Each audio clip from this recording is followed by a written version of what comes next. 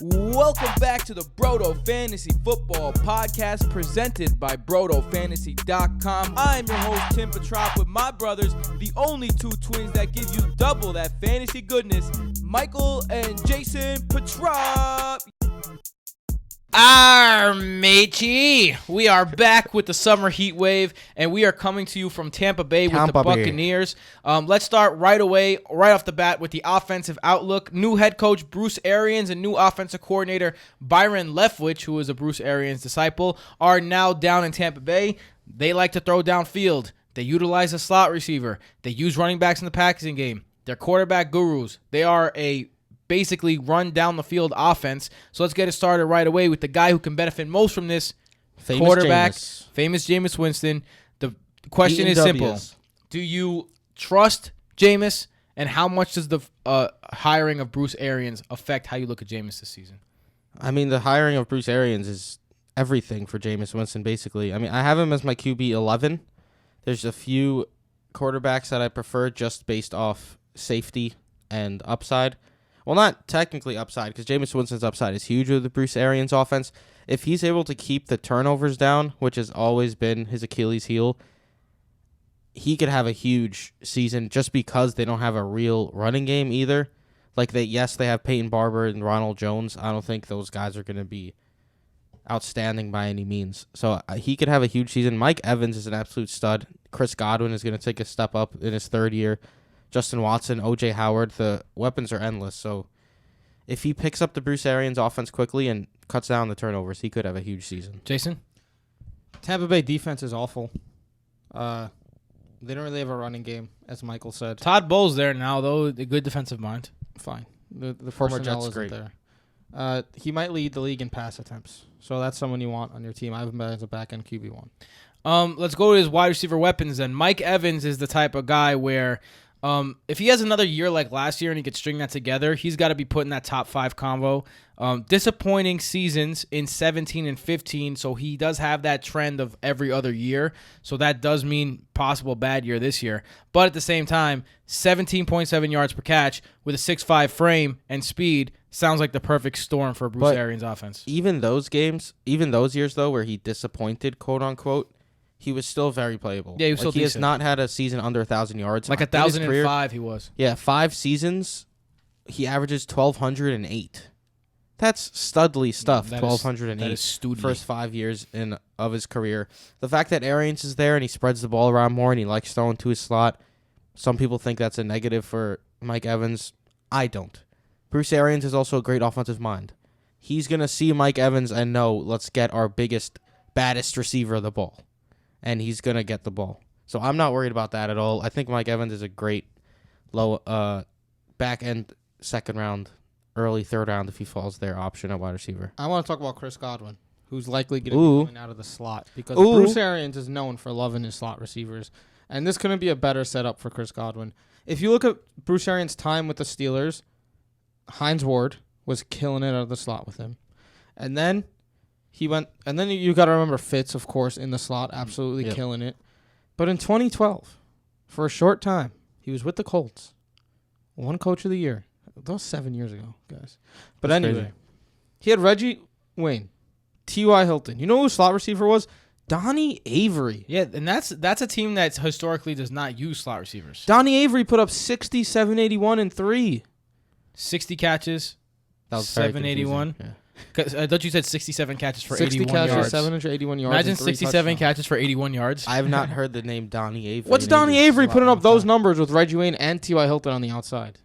Chris Godwin, the sky's the limit, my dog. I want Chris Godwin on every team that I have. Bruce Arians already said that he could. He's not restricted to the slot either. Like he said, he has the ability to be on the field for 100% of the snaps. I mean, Bruce Arians also has the ability. Right. Bruce Arians also has the ability to stretch the truth sometimes. I will say that. Anyone else from this wide receiver core that you want to talk about? I think Bashad Perriman is interesting. No, Maybe. if you're going to talk about a third receiver, it's Justin Watson. It's going to be Watson. But, I mean, I think Bashad Perriman No, if you're going to talk about third receiver, it's O.J. Howard. So let's go to tight ends. All right, let's go to tight ends. O.J. Howard, listen, dominant when healthy. I think he's top of that second tier of tight ends. Like, once you get by Ertz, Kelsey, even Kittle, I think after that is when you start starting to look at O.J. Howard. Yeah, O.J. Howard is my tight end 4. He has game-changing pass-catching ability as a tight end. Last season, 10 games, 34 receptions, 565 yards, and 5 touchdowns. That's a pace for roughly 900 yards and 8 touchdowns in 16 games. He was the number 1 overall tight end in yards per reception and yards per target at 16.6 and 11.8, respectively. It's all about health for O.J. Howard. That's what scares me. Have I drafted O.J. Howard in drafts yet? No. When it's my turn to pick in the 4th, 5th round and he's there, the injury risk just scares me a little too much, and I like other options. If you do take Howard, you're getting some massive upside. Yeah, and if he stays healthy, it could be a great pick. I'm just a little scared of the injury risk. I don't know about taking a tight end in the 4th, 5th round if you're not getting one of the big 3. But there's a lot to like, man. If you look at the amount of routes he ran last season, Graham Barfield noted that 46% of his routes came from the slot or out wide. So he lined up as a receiver 46% of the time. That's fucking sexy. So if you want to use the Bruce Arians doesn't use tight ends argument, suck on that. Because half the time last season, he was lined up otherwise. And again, that's an interesting fact for David Njoku. Because now the offensive coordinator, Tom Motkin, is with Cleveland. Yeah. I don't know. I like Higgins. I think he's a good third. Yeah. Higgins is going to kill it as a third wide receiver. They say that Antonio Callaway is out of shape. All right, let's talk. Well, let's keep it focused on also, the Bucs. O.J. Howard, 11.5 career yards per target. Highest ever for a tight end. Again, like Highest I said ever. before, even if he doesn't throw to his tight ends traditionally, Bruce Arians is going to get the ball to his best players. Cameron Brate, any legs of the fact that Brate's Jameis' favorite target in the history of life? In the red zone, he is, and that's not going to last season. suck a little bit if you have O.J. Howard. That's why I'm also a little hesitant to take him. Last season You don't- Brate was a bum. Yeah, but you don't see Brate potentially He was seeing hurt a few last year. touchdowns? No, Brate didn't do anything last season. He was hurt. He caught some touchdowns. He had like 2 touchdowns. When he was He in also the game, dropped some touchdowns. Yeah, You can't act like he's not a red zone threat. he is. He is. I don't see it. Not this year. I mean, that's a good point. He's coming off an injury. That's for sure. I'll bet you Um, if Howard stays healthy, Brate doesn't reach 3 touchdowns. All your bets favor you. How by giant margins. How is 3? You guys were just saying he's a red zone threat and 3 touchdowns. Just something favors to me. note. Dude, if he scores 3 touchdowns but O.J. Howard scores 6, that's a big deal. Here, I'll take that bet. Yeah. I'll take that bet without the caveat of O.J. Howard being hurt. I'll Then take that I'll bet. make it 4. No. Nah, 3. What are you doing? Make 3 a bet, period. bro. This is Cameron what Michael Brate, does. 3 Shake on it. touchdowns. There you go. Let's get it. Cameron Brate, 3 I gotta touchdowns. You want in on write this? down. I haven't written Come on, down. Jason, I haven't I'll written write it down down. the I'll do it. bets because my phone's over You there. haven't We're written on down the camera bets? cam. You know, You gotta write down the bets. What You are gotta you write doing? down the I gotta bets. write down the bets. There's another bet that I gotta remember. gotta that re-listen We now. did. Yeah. Don't worry, he will. Running backs. It's the great debate of fantasy.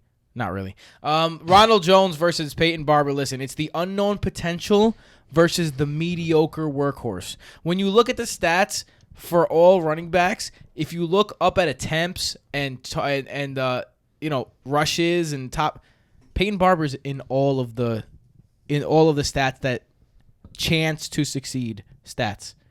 He's in none of the top leaderboards of actual production. So I think that gives you a little hint of who Peyton Barber is. He's trash. So I don't know how people are going to the season saying this, but you know he's going to get work. I don't know. I don't. But any back on that team could beat him out in the preseason. But they did not bring in any running backs. They Yet, as of this taping, Well, yeah, no one's expecting Tampa Bay to sign more running backs. things could though. happen in a Things week. could happen. Maybe 2 trade weeks. for Shady. Maybe Melgo. Ho ho ho! That would be nuts. Look, Yo, Melgo with the Bucks. We'd have to reshoot this whole video if Melgo goes to the Bucks. That would be insane. well, look, Peyton Barber. All right, as bad as he was, Bruce Arians uses his running backs. David Johnson in 2016, we saw how ridiculously great he was. In 2017, with AP and Andre Ellington, he had over 100 yards a game coming out of that backfield. So if Barber is the main guy there, and Rojo last year was so ridiculously bad. Yeah, he was really bad. He had 44 rushing yards, 33 receiving yards, 2 drops with 7 receptions, 1 touchdown. I said from the beginning of the offseason, when Ronald Jones was a 5th-round pick, if you draft Ronald Jones, you're losing your league. I said it repeatedly, and people were taking Ronald Jones in the 5th round. They lost their league. Yuck. But this season, as of now, while they're the only 2 backs, Why not take one of them in the 11th round? Yeah, Ronald Jones just went in like the 9th round. Which one are you going to take your chance on if you had to? If you had to have one of these guys on your team, which one are you picking? I'm taking Barber. Rojo. I do not believe in Rojo at all. I don't believe in Rojo at all, but we know Peyton Barber sucks. But we know that Peyton Barber is going to grind, the grinder grind mentality. For 80 yards and no touchdowns. He's not going to fumble. Week. You don't want to start that. He's going to at least be decent. No. I mean, we have different definitions of decent, I think. Who's your one injury away? I mean, I'll probably have Peyton Barber somewhere, though. So, Jason, who's your one injury away? Barber Jones, dog. If one of them gets injured, then you got to believe. Yeah, because then it leaves... Or even Bruce Anderson. Keep that guy in the back of your mind. Yeah, whoever's the lead dog in a Bruce Arians offense, it's a nice role to have. I'm going Cameron Brate because Jameis loves throwing to him, and if O.J. Howard gets hurt again, he's going to be an option. We did forget to mention whether Michael likes him or not. Not even that Jameis likes throwing to Brate. Jameis Winston is just best when throwing to tight ends. He loves throwing particularly to Cameron Brate.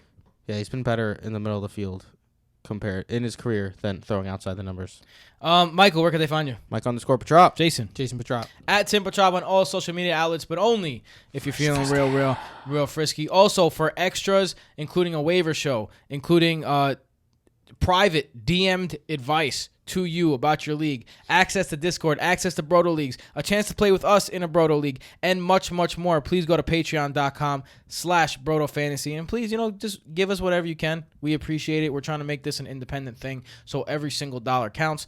Also, check us out, BrotoFantasy.com, for everything that includes the podcast, the videos, true throw values, our rankings, our waiver rankings, et cetera, et cetera. Right. Articles that we're writing as well. Michael came out with a great article about Sony Michel.